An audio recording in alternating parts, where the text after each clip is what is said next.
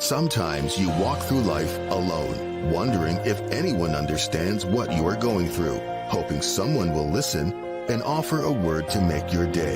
The Church of God of Prophecy offers unconditional love and support, regardless of what you are going through. Visit cogop.ca for a location near you. The Church of God of Prophecy, developing authentic disciples of Christ. On the Let's Talk television program, we share solutions to real-life problems with real people, showing how faith guides everyone through the storms of life. We talk about tough issues that affect all generations. Our conversations help you learn, grow, and lead. Help us continue with this great work by partnering with us today. Call 905-625-1278, extension 233, or visit letstalkca.org. We look forward to your partnership with us to change lives. Let's Talk, revealing the heart of Christ through engaging media conversations.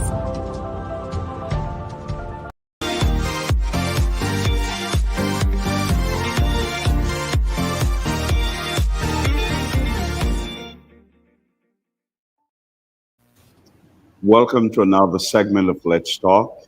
I would like to thank you for joining us this evening, and I hope that the program will be beneficial and will add value to your life this evening as you join us. Our guest this evening is a motivational speaker. He's a diversity and inclusion coach. He's also an author, and he's the founder of Brothers from the Six. My guest is Mr. Jeff A.D. Martin. Welcome back to Let's Talk. Bishop, I'm so excited to be back speaking to you. It's been a few years, but here we are. I'm super excited. Thank you so much. Yeah, I think the last time we spoke was back in 2017, as we're saying. Absolutely, it was. Yes. And a lot has happened since then. And again, I'm just excited to be sharing my journey and having you a part of my journey as well by being on your show. Very good. And you're correct. The world has changed dramatically, especially within the last 18 months. We had a few things that happened. Of course, COVID-19, this pandemic has impacted the world. Actually, it has brought the world to its knees. Then we had some social unrest, some things that's been happening in the Black community. So we have a lot to talk about. But before we get into talking about them, how have you and your family been doing these very challenging times? You know, it's been a struggle at times, of course, like everybody else, just really trying to navigate through. As a motivational speaker for me, I was going forward, had all these plans of places I was supposed to travel and speak. And then March of 2020, everything stopped. And so it was really just like, again, like everybody else, trying to figure things out. But I got to say that, of course, because of the power of technology, everything has gone online. And so I have spoken more now, given presentations more now than ever, because it's easier to have somebody come in virtually than it is to fly them in. So ultimately for me, things have been great. My family is staying healthy and well. So my kids are back to school. So yeah, everybody's excited just to kind of keep going and figure things out as we continue to go forward. Very good. So as a motivational speaker, especially during this time where people are impacted in so many different ways, whether it's their job, whether it's mental health, whether it's our children learning from home, what are some of the topics that you've been talking about? What are some of the things that you find that are more needful for people as you speak to them? Yeah. So, you know, Bishop, like you spoke about, there's two main things that have been going on over the last year and a half. The first one has been COVID-19 and the way society has had to deal with it. So to ensure that we stay safe, there's certain rules that have been in place, including social distancing, not visiting family members or friends. And so that has caused a lot of anxiety and depression on human beings, children as well. And so that's been one of the main things that I have been speaking about over the last while. Self-worth and understanding who you are. And even though you go through difficult times, you still have a lot of self-worth and self-value. And so that's been a huge topic. And then the even bigger topic, as again, you spoke about, Bishop, with the racial unrest over the last, in 2020, everything we saw that happened in the US, but the way the world stood up and protested, every continent in this world stood up and protested against racism and injustice. And there has been such a push for people who didn't know and realize that this was happening to have the get the education. So I've been speaking so heavily in the area of diversity, equity, and inclusion. I do a lot of corporations, but I'm actually proud to tell you that I am one of the highest book speakers in schools on the topic of diversity, equity, inclusion in all of Canada, because it's just been such a heavy year. But again, people are willing to learn. Well, you're correct. Online, it said you're considered one of the highest diversity and inclusion speakers, highest booked Highest book, diversity and yes. inclusion speakers in Canada. That is amazing. Yeah, in schools. I want to clarify that, right? I'm In still doing schools, corporations, but in schools specifically.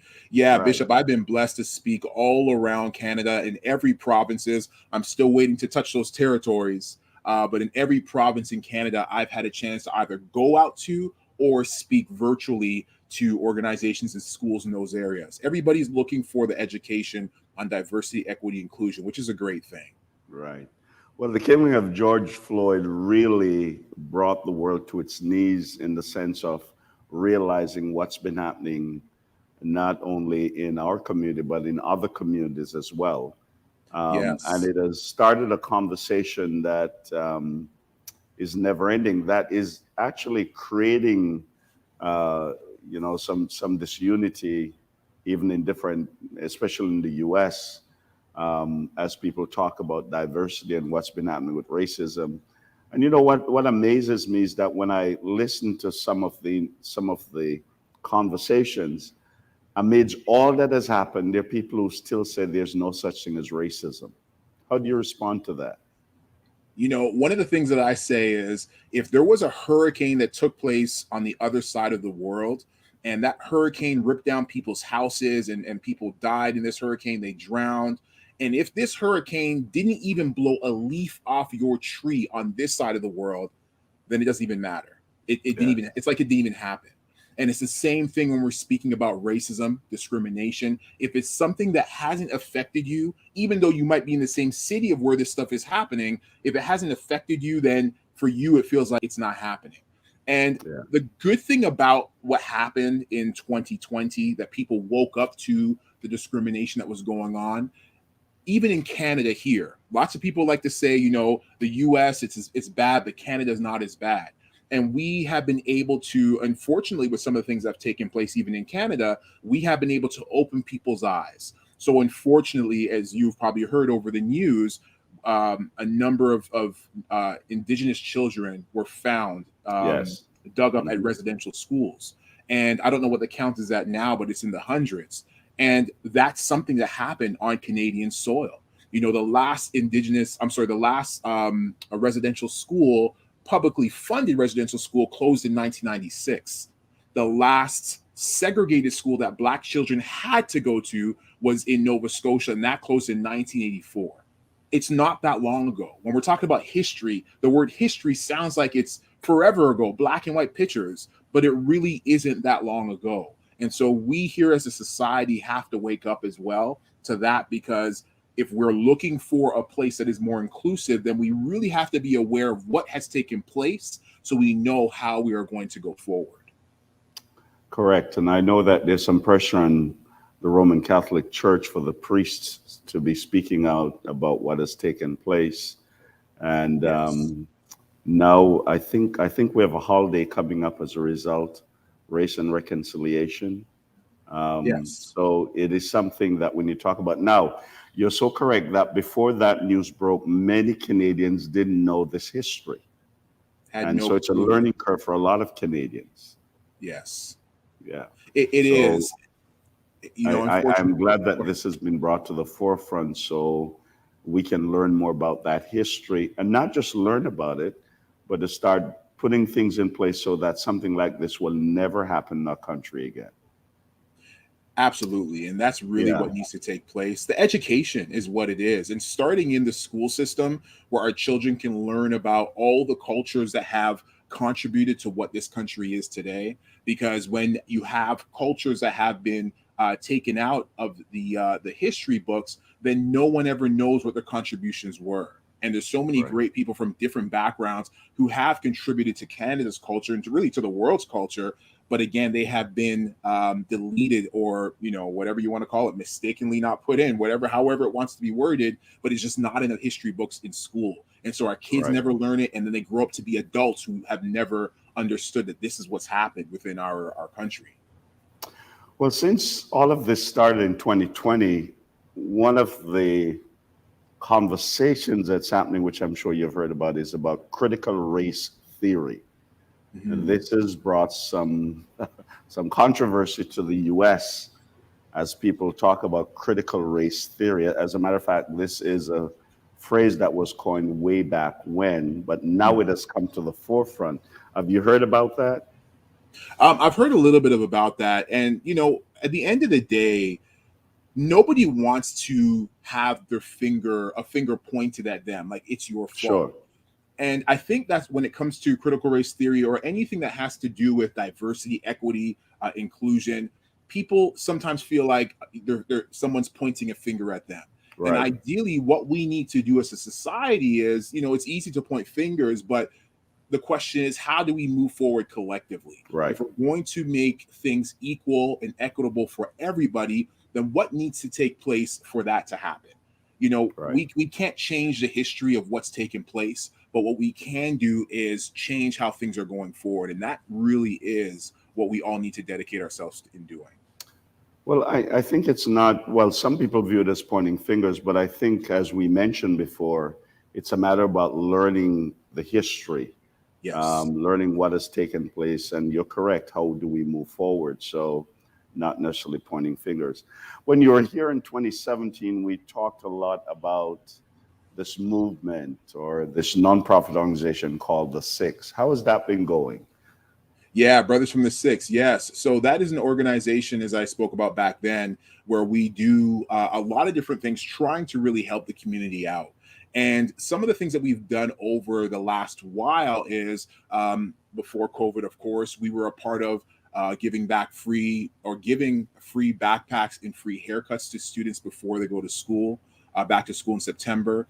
We were also a part of getting some money together and contributing it to families who are having a tougher time financially during the Christmas holiday, just giving them a bit of a break with this financial gift. And, just really having the opportunity just to help the community in different ways. Again, me being a motivational speaker, I've done boys programs and men's programs in different areas as well. So that's some of the work that we have been doing. So things have been going extremely well. Right. Well, we're going to take a quick break, but when we get back, we're going to be talking about two books. Yes. Brothers in the Six and Sisters in the Six. So we're going to pick up on that when we come back. We're going to be taking a quick break. Please stay with us. We'll be right back with Jeff Martin. Sometimes you walk through life alone, wondering if anyone understands what you are going through, hoping someone will listen and offer a word to make your day. The Church of God of Prophecy offers unconditional love and support, regardless of what you are going through. Visit cogop.ca for a location near you. The Church of God of Prophecy, developing authentic disciples of Christ. On the Let's Talk television program, we share solutions to real-life problems with real people, showing how faith guides everyone through the storms of life. We talk about tough issues that affect all generations. Our conversations help you learn, grow, and lead. Help us continue with this great work by partnering with us today.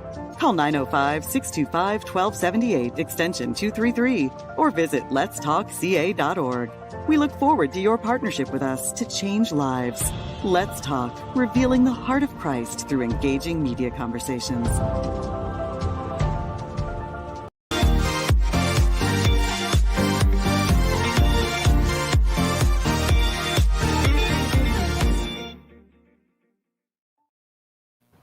Welcome back to Let's Talk. My guest this evening is Jeff Martin. Jeff is a motivational speaker, a diversity and inclusive coach, and he's also an author. And just before the break, we referenced two books, Brother from the Six and Sisters from the Six. Brothers from the Six and Sisters from the Six. Tell us about those books. I've noticed that there have been great reviews for these two books. Tell us, how did these two books come about? Absolutely, Bishop. And before I do that, I'd love to share just a quick testimony in terms of how Sure. these books came to be. So, again, funny enough, when I was sitting with you in November of 2017, on that date, I was kind of going through something and I was still trying to work it out in my head. So, in October of 2017, I was speaking at an event as a motivational speaker. At the end of the event, I was feeling somewhat lightheaded. So, I ended up going to the fast food restaurant down the road just to grab something. I wasn't sure if, I just didn't have enough sugar or whatever was going on. And I Right. ended up collapsing. I ended up Wow. collapsing. And so I ended up spending 4 days in the hospital not knowing what was going on with me. And while I lay in that hospital, just not knowing what was going on, of course, my children are asking, Mommy, what's going on? What's happening? My wife is wondering what's going on. I'm wondering what's going on. And luckily for me, I was just dehydrated. So that's an easy fix. But I got to say, Bishop, before I knew what the situation was, I was forced to ask myself a couple of questions. And one of the questions was, am I living the full life that God intended me to live? Wow. And the answer to that was no. And then the second question was, if I had died that day, financially, was my family okay? And again, the answer to that was no. And so at that moment, while I lay in the hospital bed, I made a commitment to myself that everything that I was going to do, I was going to go full throttle. I was going to put all my gifts and the ideas into the world because, of course, you just never know when it's going to end. And soon after coming out of the hospital, I was finally able to get that book up that you referenced. And that is Brothers from the Six. And when you flip it over, Sisters from the Six, Role Models in My Community. And it's a book that I put out because when I get a chance to go and speak to children, young children in schools, and I ask them, what do you want to do when you get older? Oftentimes I hear, I want to be the next LeBron James. I want to be the next Steph Curry, which is all great. But the truth is, most of us will not get there. That's But correct. what I had happen in this book is I had individuals from the greater Toronto area who are illustrated because I want our children to see some of the heroes that are here. Doctors, lawyers, judges, pharmacists, veterinarians, some great people within the greater Toronto area that are doing wonderful things that are winning in life. And so some of them are illustrated in here just to show our children that you could strive to be like LeBron James, or you can strive to be the next politician or the next veterinarian or judge. And this is what this book is about. And yeah, I've been so blessed to say that it has been one of Toronto's best sellers for children. That's very good. Well, we're happy that the Lord brought you through that ordeal in the hospital and that something good has come out of that. Now, you also have another book that includes 10 men and 10 stories. This book is called New Me, Knew, New Me. And Mayor John Tory commended you for getting 9 other men to join you on this journey.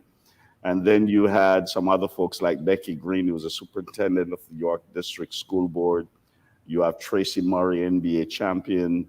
Of course, you got to meet Barack Obama, right? The ex-president. Yes. And so how did this come about? This is a wonderful story of perseverance from 10 men. How did you get these men to? It's difficult to get men together to do anything. How did you get 9 other men to join you on this journey? Yes, that was, as you said, a very difficult journey. However, it was so fulfilling in so many ways. So as you said, and I have a copy here, again, New Me, 10 men, 10 stories of perseverance. And it's myself and 9 other men, so 10 men altogether. And we speak about situations where we fell down in life, but more importantly, how we were able to get back up. Because it's easy for us to see success. You turn on the TV, you turn on the radio, you hear success, you see success. But what we don't know is when that person who's successful, quote unquote, when they fell down, when they had hardships, how were they able to get back up? And that's what we speak about in this book. And again, as you said, it was difficult to get 10 men, especially men who are active in their community, doing a lot of great things, to get them together to write this book. But I recognized when I was putting this together that it's one thing for me to go out there and speak and to try to make an impact, but it's another thing to get 10 men together who are all making impacts and put us together. How further can we reach? And that was a whole idea, really trying to reach a crowd that may not hear me, but may hear someone else, or collectively we can scream louder and then we can be heard. And again, we just really want to help individuals. This is written for men, However, we've had women who have read this and said, wow, it really changed my life. And that's what it's Wonderful. about for me, just really trying to make change in people's lives. Well, I want to pick up on that because of COVID and because of what's been happening in our world. I am sure that there are men, not just men, but women watching us that feels like they can't persevere. They can't make it. They'll say, Bishop, Jeff, good for you guys. Kudos to you guys. But man, I have it rock bottom. I don't feel like I can make it. What do you say to them? How do you encourage them? Yeah, I think life is always going to be hard. It's Right. going to be hard if you're living in that situation that you described, or it's going to be hard when you're chasing your dream. But either way, it's going to be hard. Either way, it's going to be difficult. And I think it's important that if we strive towards that thing that I believe that you were put on this earth to do, then you're going to see how it's going to fulfill people's lives, how it's going to fill your own life as well. And so, yes, life is always going to be hard. If you're living in the ghetto, for example, life is hard. But if you're fighting for your dreams, life is hard. And I'd rather choose the one that's going to get me, or at least attempt to get me to the place that I believe I can find happiness, fulfillment, and making this world better. So if we can all kind of consider it looking at it that way, then I believe then picking our heart, whichever heart is going to be for you, then picking the one that's going to lead you to the path of fulfillment is always going to be the way to go. Right. You have some great quotes that I've found. One of them said, "You have a fingerprint nobody else has in the world, so you can leave an imprint no one else can leave in this world." That's amazing. And then there's another one that says, "Never believe you are insignificant. The world needs you. The world needs your gifts, and the world needs what you can contribute to it." These are great quotes. Bishop, one of the things I love to share with people is if you look at the 7.6 billion people who live on the earth right now, Right. actually going back even further, of the 108 billion people who have ever lived on this earth, I'm talking about from the very first human being, from Adam and Eve, all the way to the baby that's being born as we speak right now. Right. There has never been another you. There's been another you before you, and the day that you leave this world, there will never be another you after you. Right. It means that your life matters. It means Yes. that your ideas matter. The things that you can put in this world, they matter and they make a difference. And we live in a world that sometimes makes us feel insignificant because of the color of our skin, because of our Right. gender, because of whatever it is. Right. But we have to understand, because we are here at this moment, that means that we're not here by accident. We're here on purpose. We haven't been aborted because we're here on purpose. We haven't been miscarried because we are here on purpose for a purpose.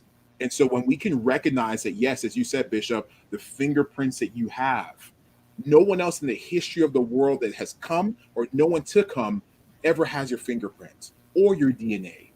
It means that you are special, you are unique, and you got to put your gifts out into this world. Well, I hope our viewers are taking note of that because that is powerful.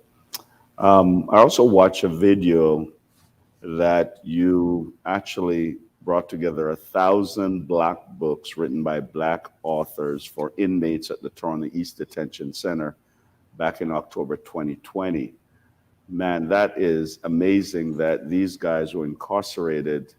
We're just blown away that people on the outside were thinking about them. How did that come about? I even saw where you were picking up books, and the first time you went to pick up the books. How did that come about, and how did they respond when you dropped those books off?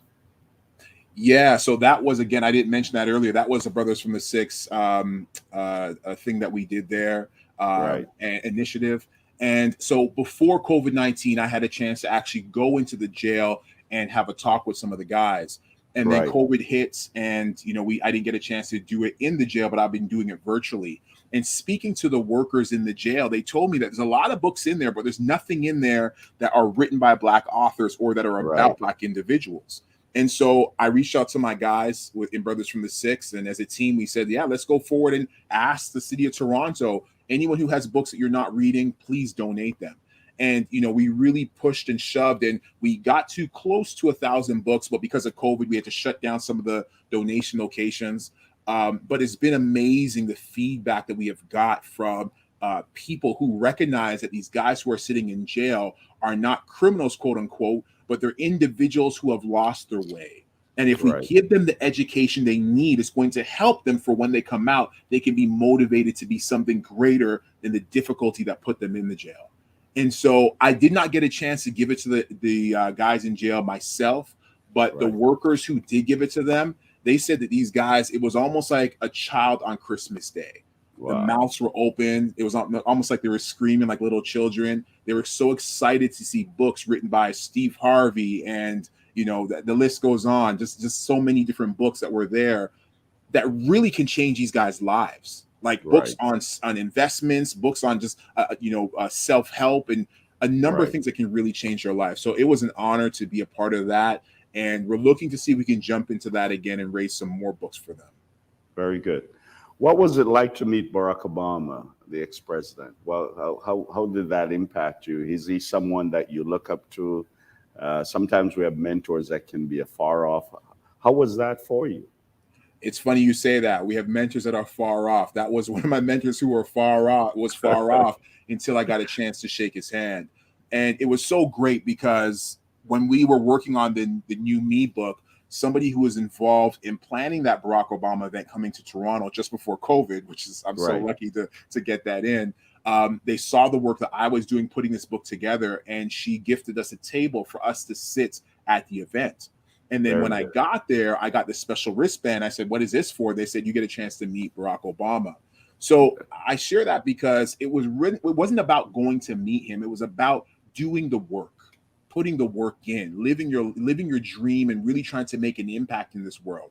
Through making this book of wanting to make an impact, I was gifted the opportunity to meet Barack Obama.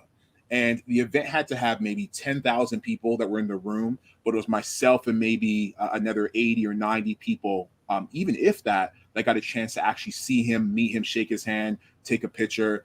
And it was an incredible opportunity, one that I'll never forget, because I recognize that type of stuff, it doesn't happen every day. It really doesn't.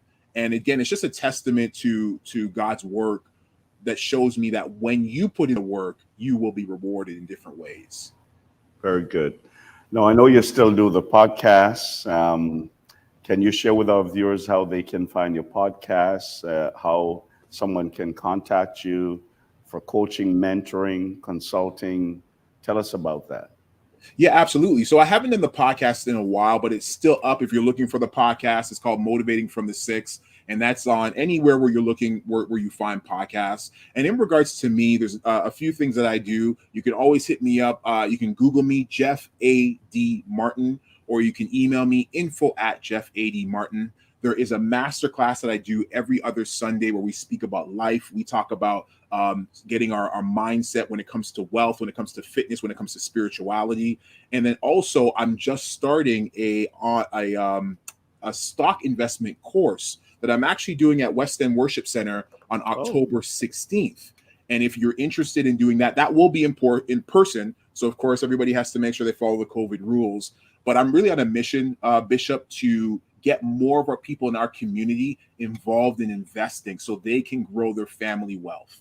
And so that will be, again, October 16th. If you're interested, go to West End's website and go to the event page, and you'll see it there. You can sign up. Well, I'll certainly check that out because I'm interested in investing. So that's something I'd like to check out. Well, Jeff, it's always good talking to you. You're an inspiration, and especially someone from my faith tradition that I've watched over the years. You've always been a blessing, and it's always good talking to you. Good to have you, and let's talk again. We look forward to what's coming next when we talk to you next, and pray that God will bless you in all the things that you're doing. Keep doing what you're doing to enrich our community. We appreciate it. Bishop, I got to say thank you to you, because you, along with the other elders and seniors within the church, have been the seed for me and people like myself. If it wasn't for people like you, those seeds would never have been planted. And so when I look at you, when I look at the other bishops who I grew up watching and wanting to be like, it really was inspiring for me to now find my own path and use a lot of the same teachings and understandings that I received from you and the rest of them to go forward in the life that I have now. So I'm honored. I'm blessed to have been, spoken into by you and some of the other bishops, and just being able to create my own path so my children and other people can see and follow as well. Very good. Good to have you. Thank you, Well, sir. folks, that's all the time we have for today. I hope that you have learned something from us speaking with Jeff. One of the things that I learned, several things I learned from Jeff, nuggets that he has left with us. That experience he had that took him to the hospital, where he started asking himself, what was his purpose? What was he doing with his life? And realized he wasn't doing as much as he could. I hope that you're having the same thinking about your life, realizing that you're special. God has a purpose for you, and you can reach for your dreams. You can start doing something that will be profound to your life and to the life of others. Remember also that Jeff talks about persevering. I pray that you will keep persevering. I want to remind you, especially those who are Christians, that because of Christ in your life, you can persevere. For those who don't know Christ, you can call on him. It will transform your life. It'll give you the strength and the power to persevere. I'd like to also remind you, just before we close, that this ministry is sponsored by the Church of God of Prophecy. You will see our ad that talks about the Church of God of Prophecy, and we have churches in Ontario, we have churches in Montreal.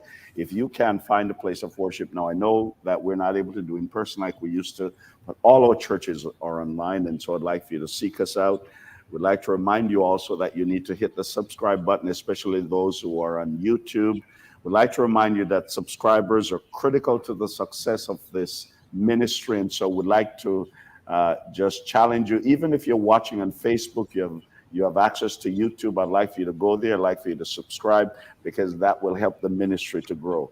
Lastly, we appreciate your prayers and your financial support. We do ask that even though we're on Facebook and YouTube, we still have to generate funds to keep the ministry going. And so I'd like to tell you, we're dependent on your gifts.